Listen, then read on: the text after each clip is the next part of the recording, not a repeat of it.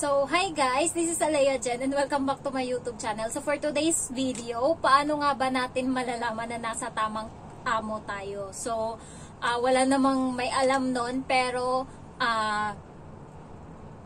every month or first month, mabait, second month, mabait, third month, mabait. Pagkatapos nun is nag-iiba yung ugali ng ibang tao. So, paano nga ba natin malalaman na nasa tamang amo tayo? So, basta gawin lang natin yung best natin. Pag nakikita naman nila na we try our best and nakikita nila na hindi iba yung turing natin sa kanila and mahal natin yung mga alaga natin, is napapalambot natin yung mga puso ng mga amo natin. So, ayun lang yung tips ko doon. And lahat ng problema ko, halimbawa problema ko sa Pinas, paglabas ko ng kwarto is iniiwan ko yan. So, minsan hindi maiiwasan, lalo nung nakaraan.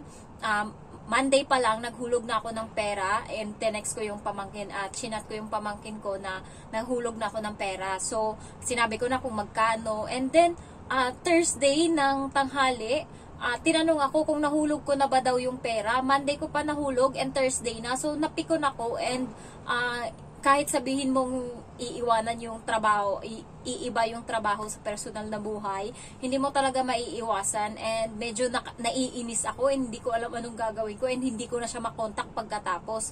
So, tinanong ako ng amo ko kung okay lang ba daw ako kasi nakasimangot ako and parang ang lalim ng iniisip ko. Sabi ko, yes ma'am, okay lang ako. And doon ko na ibahin pala natin yung trabaho natin sa personal nating buhay. Kaya, kahit na nasasaktan tayo deep inside sa mga nangyayari, nagkaroon tayo ng away sa mga pamilya natin, paglabas natin ng kwarto, iwan na agad yun and focus na tayo kung ano yung trabaho natin.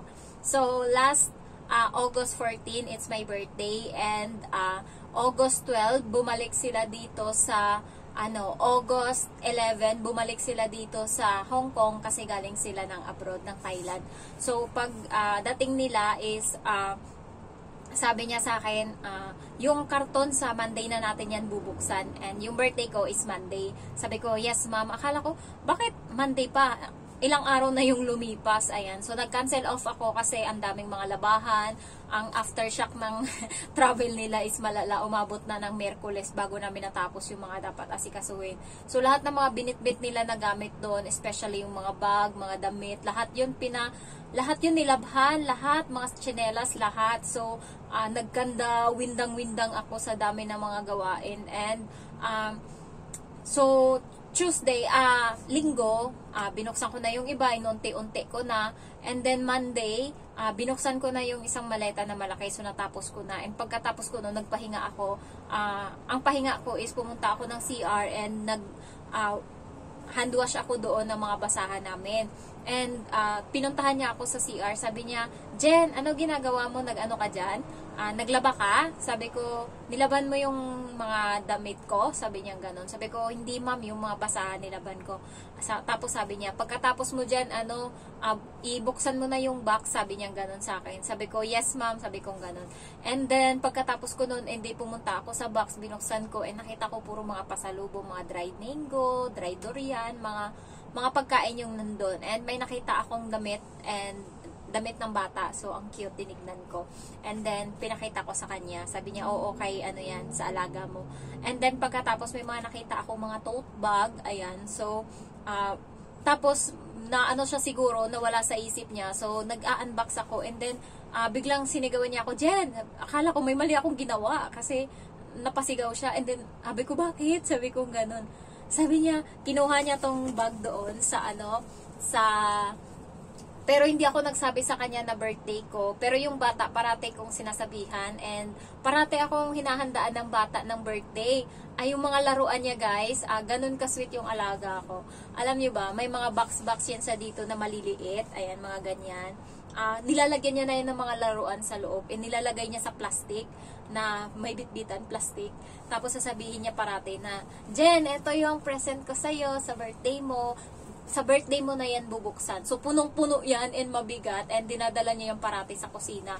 So, every time maalala niya yung birthday ko is dinadala niya yan doon sa kusina and sinasabi niya, bubuksan mo to sa birthday mo and Huwag kang titingin ha, sabi niya, naglalagay ako ng mga regalo mo, so huwag mong tignan yung mga pinaglalagay ko. So, hindi ako nakatingin, ganun.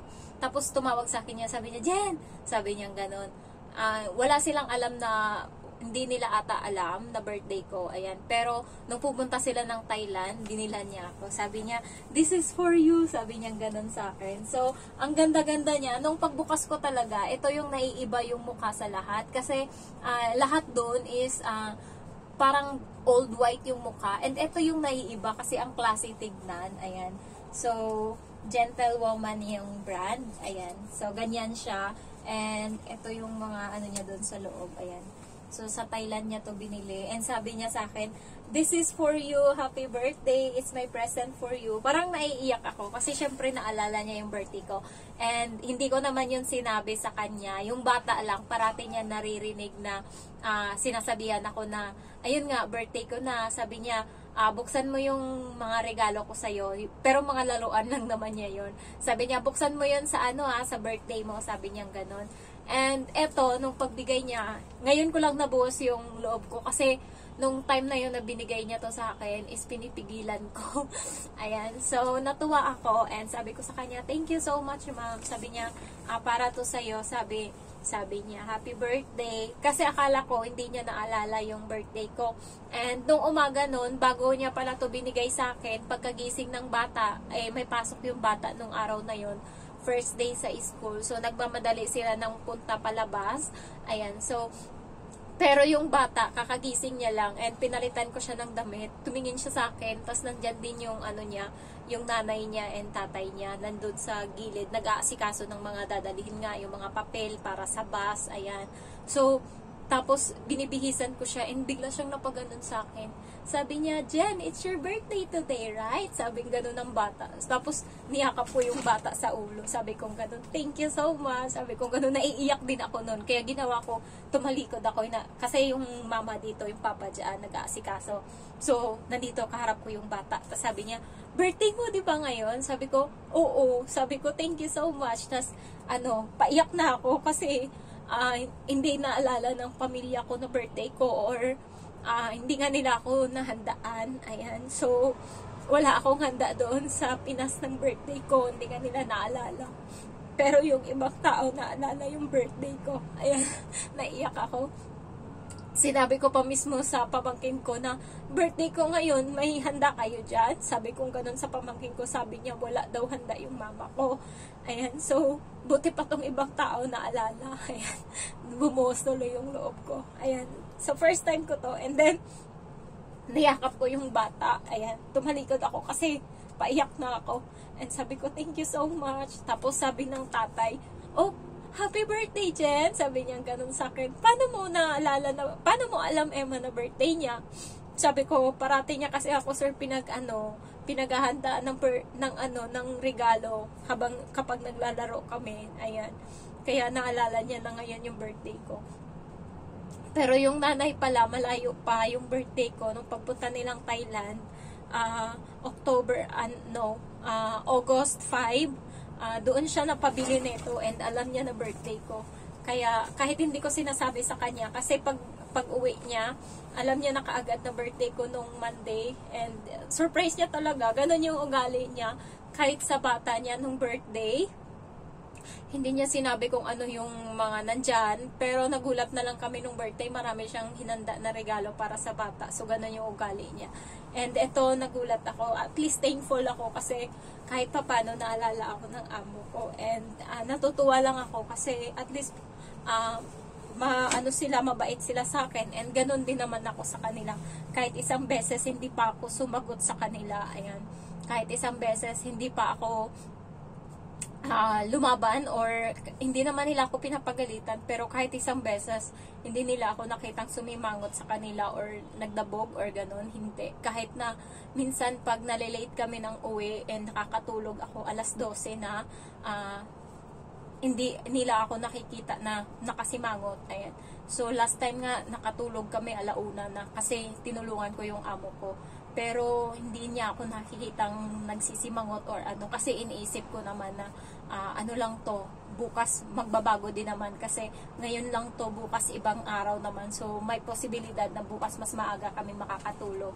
Ayan, so sorry guys kung naging emotional ako ngayon. Ngayon lang to, sa video lang na to. The rest na video mabait na or masayahin na uli ako. So ngayon lang to. So gusto ko lang i-share sa inyo yung happiness ko and sana makakuha din kayo ng mababait na amo. Ayan, so pray lang kayo always guys and give your best na lang, and kapag mabait kayo guys sa kanila, kahit anong salbahe nila, magbabago at magbabago yan.